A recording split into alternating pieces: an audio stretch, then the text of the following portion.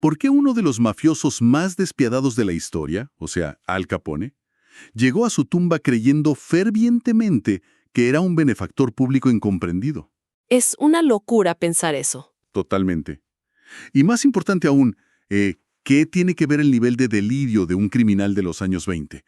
Con, digamos, el hecho de que tu equipo de trabajo ignore los correos electrónicos o se ponga a la defensiva en una reunión de lunes por la mañana. Bueno, es una desconexión fascinante, porque si observamos otro caso similar de la misma época, el de Dos Pistolas Crowley, El asesino de policías en Nueva York. ese mero, resulta que mientras estaba acorralado en un tiroteo, se tomó el tiempo de escribir una carta afirmando que tenía un corazón noble, que no le haría daño a nadie.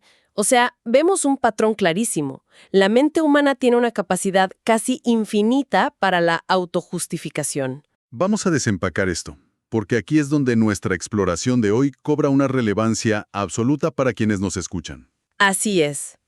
Si los criminales más notorios de la historia, personas que, cometían atrocidades a plena luz del día, son biológicamente incapaces de culparse a sí mismos por sus actos, la idea de que un colega de trabajo va a aceptar de buena gana una crítica severa por un error, no sé, en una hoja de cálculo, es francamente una ilusión gerencial. Es una completa ilusión. Y ese es el núcleo de este análisis a fondo. Hoy nos sumergimos en la transcripción de una obra atemporal. Un clásico absoluto. Sí, Cómo ganar amigos e influir sobre las personas, de Dale Carnegie. Nuestra misión hoy es extraer la, digamos, ingeniería social detrás de estos principios. Exacto, llevarlo al mundo real. Queremos desarmar estas situaciones reales y entender cómo liderar, cómo delegar y resolver conflictos en el entorno empresarial moderno. Todo esto sin recurrir a la coerción, porque los manuales técnicos no sirven cuando el sistema operativo, por así decirlo, es la fragilidad del ego humano. Me encanta esa analogía. O sea, pensemos en nuestro instinto más básico cuando alguien en el equipo comete un error. Lo primero que hacemos es la crítica directa. Ajá, el famoso te lo dije. Exacto. A menudo creemos que estamos corrigiendo el rumbo, pero la crítica es como intentar arreglar un error de software golpeando el monitor de la computadora con un martillo. ¡Qué buena imagen! Es que estamos atacando la interfaz visual, asustando el sistema, pero no estamos reescribiendo absolutamente nada del código subyacente. O sea, nunca soluciona el problema de fondo, pero te deja la pantalla rota. Lo fascinante aquí es que la neurociencia moderna respalda perfectamente esa analogía del martillo que acabas de hacer. La fuente menciona los estudios del psicólogo B.F. Skinner. El de los experimentos con animales, ¿no? Ese mismo. Él demostró empíricamente que premiar la buena conducta genera un aprendizaje mucho, pero mucho más rápido y duradero que castigar la mala. ¿Y eso aplica a humanos igual? 100%. Pero lo que Carnegie observó intuitivamente en su momento, hoy lo entendemos a nivel biológico como un secuestro de la amígdala. A ver, explícanos eso del secuestro. Pues cuando una persona recibe una crítica directa, su cerebro simplemente no procesa la información lógica del error.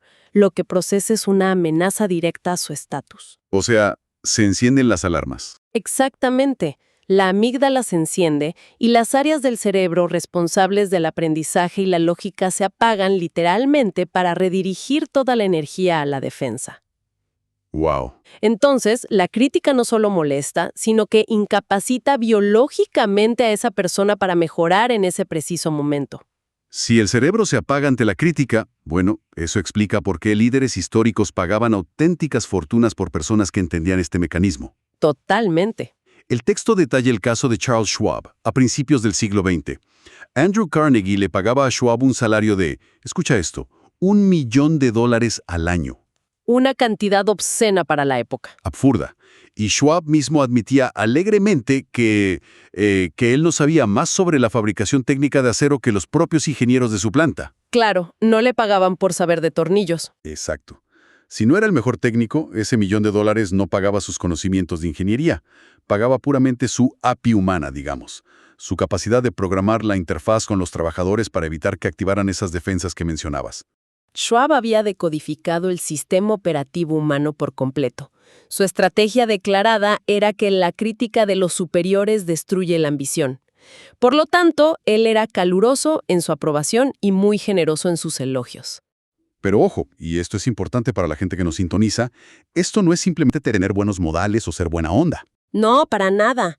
Para quienes inician su carrera profesional hoy y buscan ascender, el refuerzo positivo es una táctica súper calculada de retención de talento. Es estratégico. Así es. En un entorno laboral contemporáneo, el reconocimiento actúa como un estabilizador químico en el cerebro del equipo. Alimenta el estatus sin encender las alarmas de amenaza. Aunque, a ver, para ser el abogado del diablo aquí, alabar a la gente en una fábrica del siglo pasado parece un poco más sencillo que hacerlo en la complejidad de un corporativo actual, ¿no crees? Es un punto válido, sí. Pero el material nos da un ejemplo de resistencia pura y moderna. El caso de George B. Johnston, un coordinador de seguridad en una constructora. Ah, la historia de los cascos. Esa misma. Su trabajo era asegurarse de que los obreros usaran el casco de protección. Y bueno, al principio operaba desde la autoridad coercitiva, o sea, daba la orden directa, señalaba la infracción con el dedo. Lo clásico. Y claro, los obreros se ponían el casco y en cuanto él se daba la vuelta, se lo quitaban inmediatamente. Lo cual es un ejemplo del libro de texto de lo que la psicología llama reactancia. Reactancia. Sí, reactancia psicológica. Cuando las personas sienten que se les arrebata su autonomía mediante una orden dictatorial, su respuesta instintiva es recuperar esa libertad haciendo exactamente lo opuesto. Aunque sea peligroso para ellos mismos.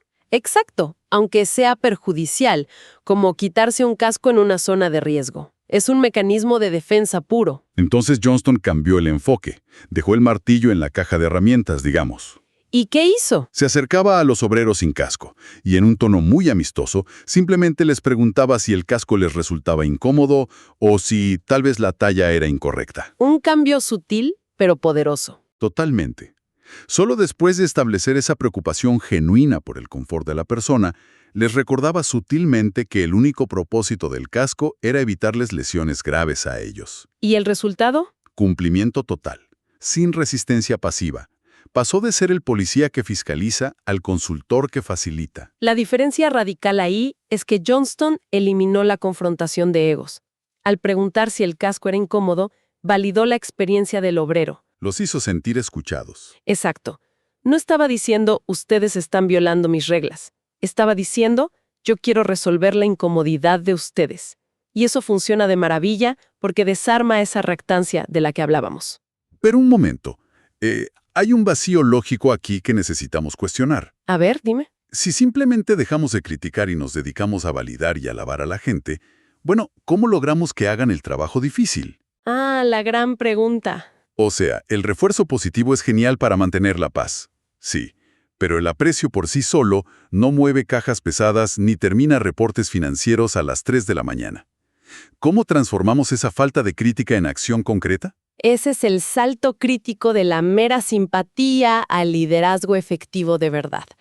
El texto cita a Sigmund Freud y a John Dewey, quienes identificaron algo clave. ¿Qué cosa? Que, después de la supervivencia física, el impulso más profundo de la naturaleza humana es el deseo de ser importante. Ese anhelo de sentirse grande, de importar. El ego, básicamente. En el fondo, sí. El único medio en la Tierra para influir en alguien y lograr que haga algo realmente difícil es alinear esa tarea con su necesidad visceral de importancia. Hay una anécdota de Andrew Carnegie en su juventud que ilustra esto de una manera divertidísima. Resulta que quería alimentar a sus conejos, pero no tenía cómo conseguir comida. Ajá. Así que reunió a los niños del vecindario y les dijo que si recolectaban hierba y trébol para los animales, él bautizaría a cada conejo con el nombre del niño que trajera la comida. Brillante. Los niños trabajaron incansablemente. Y lo mejor es que, años después, Carnegie usó exactamente la misma táctica corporativa con George Pullman, un magnate ferroviario. Para la fusión, ¿no? Exactamente. Para ganar una fusión empresarial gigantesca, Carnegie propuso nombrar a la nueva compañía Pullman Palace Car Company, y Pullman firmó de inmediato. Apeló al ego, no al balance financiero de la empresa. Si conectamos esto con el panorama general de la motivación laboral, vemos el concepto de pescar con el cebo adecuado. Me gusta esa frase. O sea, a nosotros nos pueden gustar las fresas con crema, pero los peces prefieren lombrices. En la oficina, el error novato de siempre es intentar motivar a alguien hablando de lo que la empresa necesita. O de lo que el jefe necesita para cobrar su bono. Peor tantito. Eso es poner fresas en el anzuelo. A la otra persona le importa exclusivamente su propia trayectoria, su propio prestigio. Esa es su propia lombriz. De acuerdo, pero ponerle el nombre de un niño a un conejo es, bueno, adorable. Pero aplicar esa lógica de inflar el ego en una empresa del Fortune 500 hoy en día bordea un poco en lo condescendiente. Entiendo por qué lo dices. O sea, en una cultura corporativa donde todos son evaluados constantemente, apelar al deseo de importancia puede verse rápidamente como adulación barata, como una técnica manipuladora de alguien que solo quiere ascender pisando espaldas. ¿Cómo se escala esto a profesionales adultos sin parecer un completo farsante? Historia tajante y muy necesaria aquí. La diferencia entre el aprecio y la adulación no es una cuestión de grado, Es una cuestión de origen. ¿Cómo así? La apreciación es altruista. Procede de una evaluación real de las virtudes del otro. La adulación, en cambio, es egoísta. Es simplemente decirle a la otra persona exactamente lo que esa persona ya piensa de sí misma, solo para obtener un favor rápido. Claro, el famoso hacerle la barba. Tal cual, como citaba el general mexicano Álvaro Obregón en el texto. No temas a los enemigos que te atacan, teme a los amigos que te adulan. ¡Qué frase tan dura! Entonces, el antídoto contra la manipulación es el trabajo de investigación genuino por parte del líder. Exactamente. Para que escale en un entorno corporativo de alto rendimiento, un líder no puede simplemente lanzar cumplidos vacíos al aire. Tiene que tomarse el tiempo real de observar el ecosistema y entender cuál es el valor técnico o creativo que aporta a esa persona específica. Sí, tiene que haber sustancia. Y cuando se reconoce un talento genuino que nadie más había notado en la oficina, no es adulación, es validación profunda. Y esa validación profunda crea un vínculo de lealtad que, de verdad, no se puede comprar con bonos de productividad a fin de año. Porque le estás demostrando a esa persona que no es un engranaje intercambiable, sino un pilar fundamental en la estructura. Entonces, ¿qué significa todo esto cuando la estructura inevitablemente colapsa? Porque va a colapsar. Eventualmente. Porque entender el deseo de importancia suena muy poético cuando las métricas están en verde. Pero en la realidad corporativa despiadada, hay fracasos, hay plazos incumplidos y crisis tremendas. Sí, las cosas salen mal. Si tenemos que corregir un desastre monumental, sin usar la crítica destructiva y protegiendo el deseo de importancia del empleado, ¿cómo operamos? Aquí entra una técnica vital, que es la de salvar el prestigio, o como decimos comúnmente, salvar las apariencias. Que hoy en día en recursos humanos le llaman seguridad psicológica, ¿no? Exacto, está muy relacionado. El libro detalla el caso histórico de Charles Steinmetz en General Electric.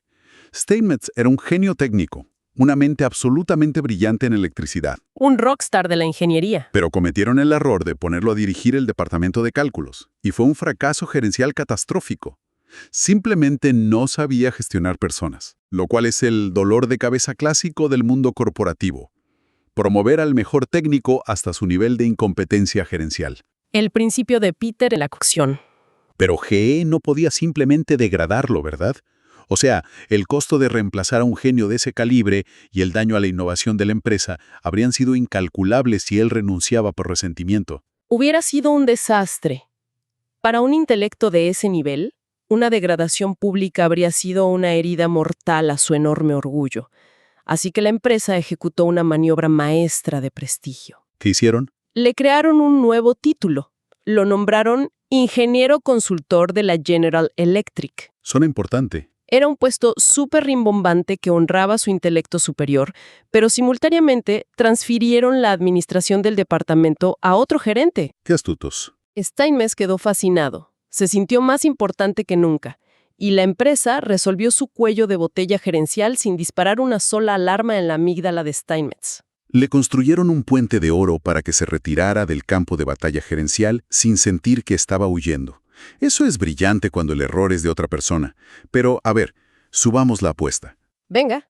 ¿Qué ocurre cuando el fracaso es indiscutiblemente nuestro? El material nos cuenta de un dibujante de planos que cometió un error grave en un diseño para un cliente que era muy agresivo. Uy, el peor escenario. Sí. El cliente llamó furioso buscando sangre y esperando una pelea a gritos. La reacción instintiva de cualquier profesional ahí sería la autodefensa. Ya sabes, buscar atenuantes o echarle la culpa a la cadena de suministro, al correo que no llegó. Pero este dibujante hizo lo impensable. Se adelantó. Asumió toda la culpa de inmediato, se criticó a sí mismo severamente, dijo que no había excusa posible para semejante descuido. Se inmoló casi. Y le dio la razón absoluta al cliente antes de que éste pudiera siquiera empezar su discurso de odio por teléfono. Y esto es increíble. A mí me vuela la cabeza. En un ecosistema empresarial donde las evaluaciones de desempeño definen si pagas la hipoteca o no, asumir la culpa con tanta rapidez y severidad parece, no sé, un suicidio corporativo. Sí, da miedo. Da la impresión de proyectar debilidad absoluta, de ser el eslabón débil al que todos pueden culpar la próxima vez.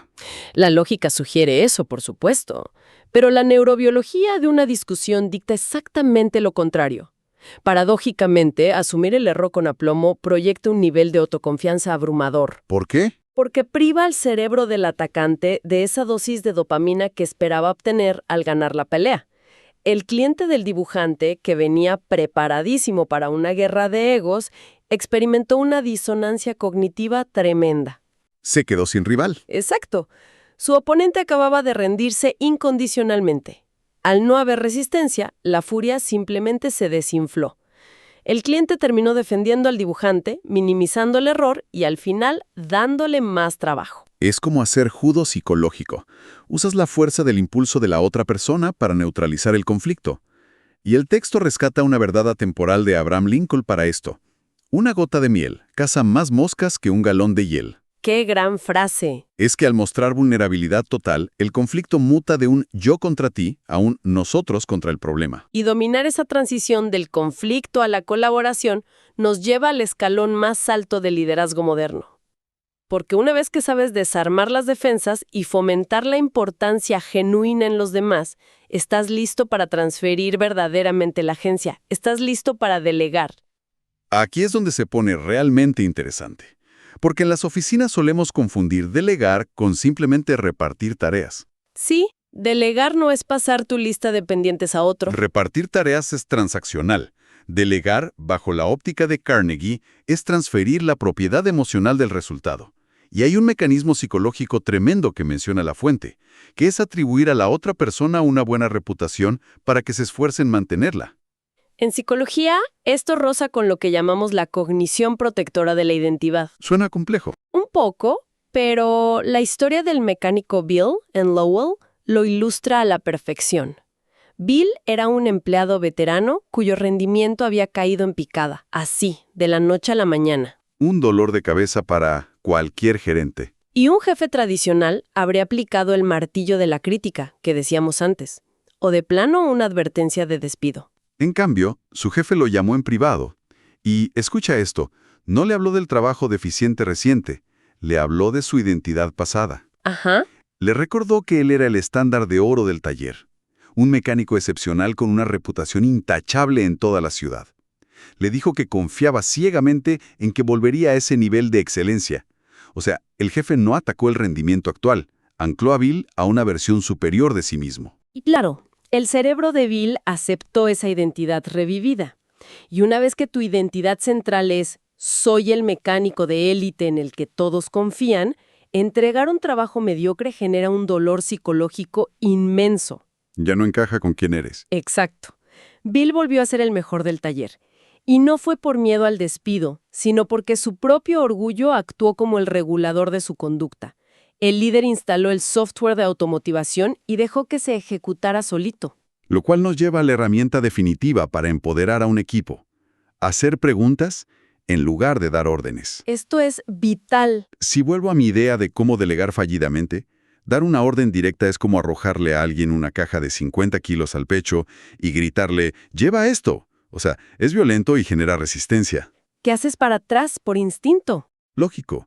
Hacer preguntas estratégicas, en cambio, es sentarse con la persona frente a los materiales y decirle, «Oye, ¿cómo diseñarías tú una caja para poder mover este peso? ¿Dónde le pondrías las asas?». La invitas a construir el contenedor, de modo que cuando termine, la caja es suya. Y cargarla es una validación de su propio diseño. Esto plantea una pregunta importante sobre el manejo de crisis, especialmente crisis de alta presión. donde parece que, francamente, no hay tiempo para sentarse a hacer preguntitas. Claro, cuando todo urge.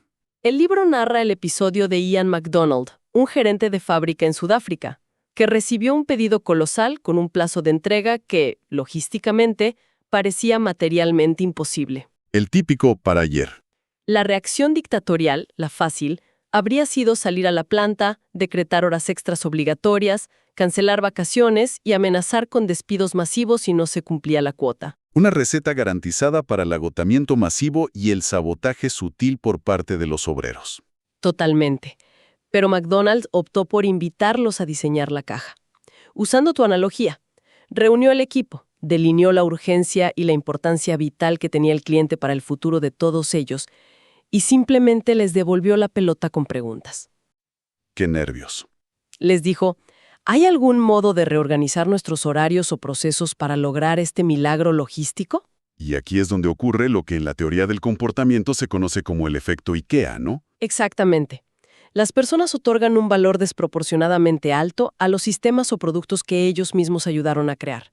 Al dejar que el equipo delineara los nuevos turnos y los procesos de ensamblaje, los obreros no estaban siguiendo un decreto opresivo de arriba. Estaban ejecutando su propia obra maestra logística. Así es.